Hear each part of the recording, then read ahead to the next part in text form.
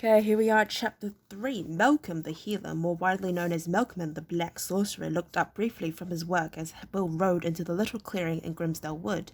Each morning at 11 o'clock, Malcolm provided his people with medical treatment.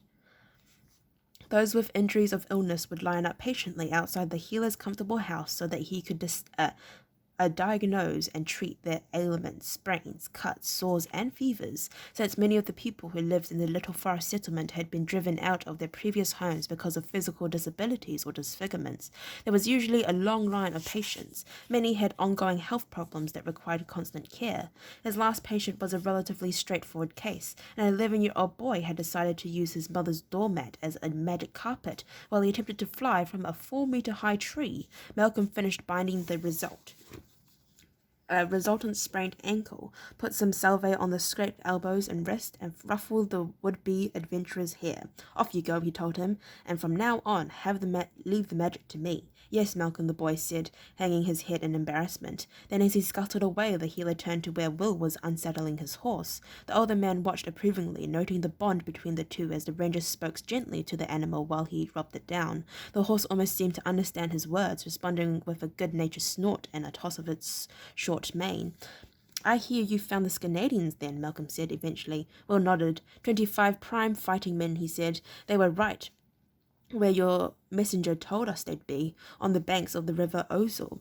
Malcolm's people ranged far and wide through the vast forest. There was little that happened within its boundaries that they didn't see, and when they saw something out of the ordinary, they brought word to their healer. When reports had come in of a party of Canadian shipwreck survivors, Will had set out to find them. After they were happy to offer their help, Malcolm asked. Will shrugged as he sat down on the sunny veranda beside the old healer. "They'll be happy to receive the money I've offered them. Besides, their captain felt he owed me something because he let Buttle escape." Xander, the secretary, and an assistant to Ormond of Macindow, came out of the house. "How's Ormond?" Malcolm asked. The castle lord had been poisoned by Kieran in his attempt to gain control of Macindow. Will and Xander had only just reached the healer's secret clearing in time to save his life. "He's much better, but he's still very weak. He's sleeping again," Xander said.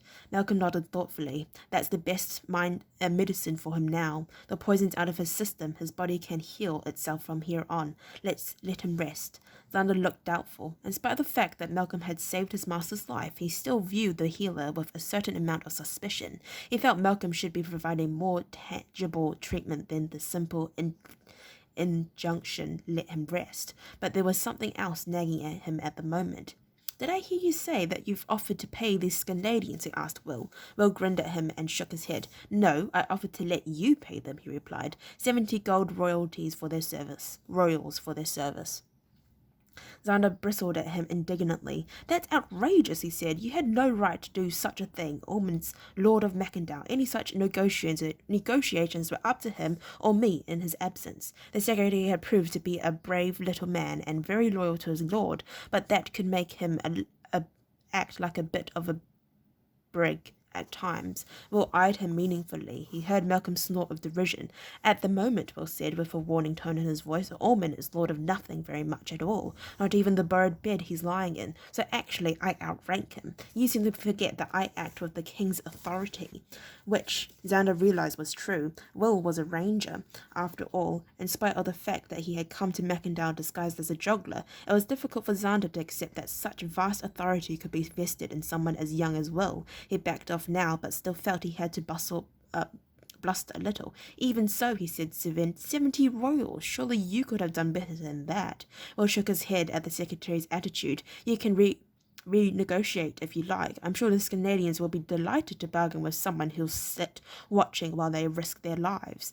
Xander saw that he was on shaky ground, but he was too stubborn to simply admit it and let the matter drop. "Well, perhaps, but after all, it's their trade, isn't it? They fight for money, don't they?" "That's right," Will agreed, thinking that Xander could be a very annoying man, and that gives them a pretty good idea what their lives are worth. Besides, look on the bright side. Maybe we'll lose, and then you won't have to pay them a penny. There was a hard edge to his voice that finally penetrated Xander's bumptious attitude. The secretary realized that it might be best not to pursue this matter any further. He sniffed and walked away, making sure that Will and Malcolm could just hear his parting remarks of 70 royals indeed. I've never heard such extravagance. Malcolm looked at Will and shrugged sympathetically. I do hope you can get that man back in the castle before too long, he said. One can tire of him very quickly. Will smiled. Still, he's very loyal, and he can be a courageous little bantman, as you've noted. Bantam, as you've noted.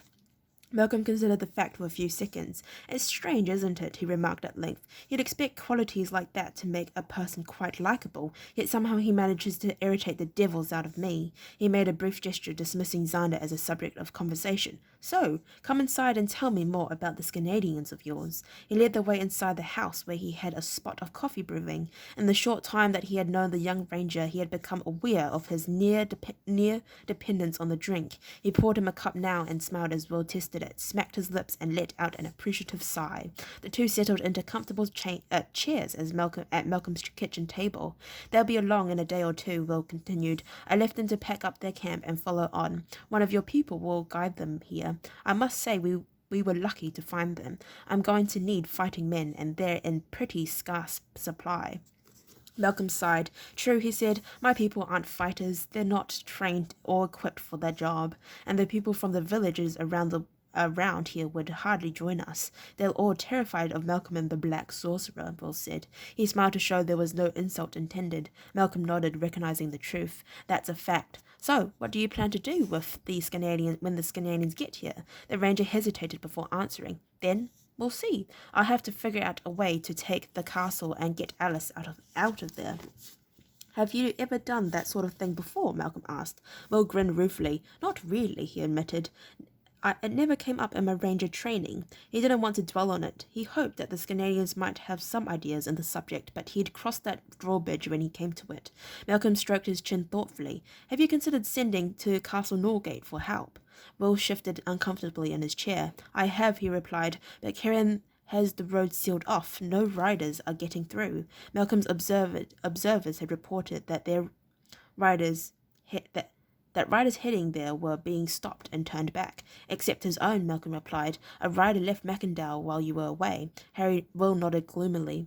Karen's no fool. I'll wager he's reported that Ormond is a traitor and has run off, leaving Karen to keep Macindow safe. That's what I'd do in his place. The trouble is, he's well liked and respected. They'll be inclined to believe him, whereas I'm a stranger. What's more, I'm in league with an accused traitor and a known sorcerer. But you're a king's ranger, Malcolm said. They don't know that. My presence here was a secret. Will laughed at the thought. Let's assume I could get a message through. And let's assume they don't dismiss it out of hand. What do you think they might do? Malcolm considered for a moment. Send soldiers to help us, he suggested, but Will shook his head. It's winter. Their army is dispersed to their homes. It would take a couple of weeks to assemble them. It's a big undertaking, and they're not going to do that on a stranger's say-so. The best we could hope for is they might send someone to investigate, to find out who's telling the truth, and even that will take at least 2 weeks. Oh my gosh, it's not even in focus. Isn't that great? It's a week there and another week back, after all. Malcolm pulled a wry face. There's not much we can do, is there? We're not exactly helpless, Will told him. With 25 Canadians, we can cause Karen quite a bit of trouble. Then, once I have some concrete evidence, we'll send word to Norgate. He paused, frowning heavily. He wished he was a little more experienced in matters like this. He was the most junior ranger in the corps, and, truth be told, he was uncertain that he was taking the right path. But Holt had always taught him to gather as much information as possible before taking action. For the 20th time in the past few days, he wished he could contact Holt, but Alice's pigeon handler seemed to have disappeared from the district, run off by Buttle and his men, most likely, he thought gloomily, then shook off the negative thoughts with an effort. So, what else has been going on while I've been away? He asked. He drained his coffee and looked hopefully at the pot. Malcolm, who was aware that his supply of coffee beans was running low, studiously ignored the hint, and the quiet sigh that followed it. He shuffled through a few sheets of notes that he had taken with his spies had reported in. There were a couple of things, he said. Your friend Alice has been showing a light at her window for the past 2 nights. That news took Will's mind off the coffee, he noticed. The young man sat straight up in his chair. "A light," he said eagerly. "What kind of light?" Malcolm shrugged. "Looks like just a simple lantern, but it moves around the window. From corner to corner?" Will asked. Malcolm looked up from his notes, surprised. "Yes," he said. "How did you know that?" Will was smiling broadly now. "She's using the courier's signal code," he said. "I guess she knows that sooner or later I'll be watching. When does she do this?" Malcolm didn't need to consult the notes this time. Usually after the midnight watch has changed, around 3 in the morning. The moon's well down by then, so the light is easier to make out. "Good," said Will. "That gives me time to get a message prepared. I'm a little rusty on the code," he added apologetically. "Haven't had to use it since my 4th-year assessment." You said there were a couple of times," he prompted. Malcolm shuffled the pages again. "Oh yes, one of my people saw Buttle and his men talking to a warrior by Timbledown Creek the other morning. He thought they might be recruiting him, but the warrior seemed to send them packing. Then he rode off himself. I believed he's taken a room at the Cracked Flagon." This news was less riveting, Malcolm saw. Will, his thoughts already comprising a message to Alice, asked absently, "Could your men make out a warrior's blazon? A blue fist. He was a freelance. Had a blue fist on his white shield, a round buckle." That piece of news definitely engaged the ranger's attention. He looked up quickly. "Anything else? Was he young or old?" "Quite young, apparently, surprisingly so. In fact, a big fellow riding a big bay. My chap was close enough to hear him talk to the horse. Called him Nicker or Wicker or something like that." "Kicker," said Will, a giant ray of hope dawning inside him. Malcolm nodded. "Yes, that could be it. Makes more sense than Necker, doesn't it?" "Do you know him?" he added. From Will's delighted reaction, it was obvious that he did. "Oh, I think I might," he said. "And if it's who I think it is, things just took a big turn for the better." Alright, I'd like to thank you very much for listening to read up to chapter 3. If you'd like to listen to me read chapter 4, then please stay posted and hopefully I'll see you next time. Bye-bye.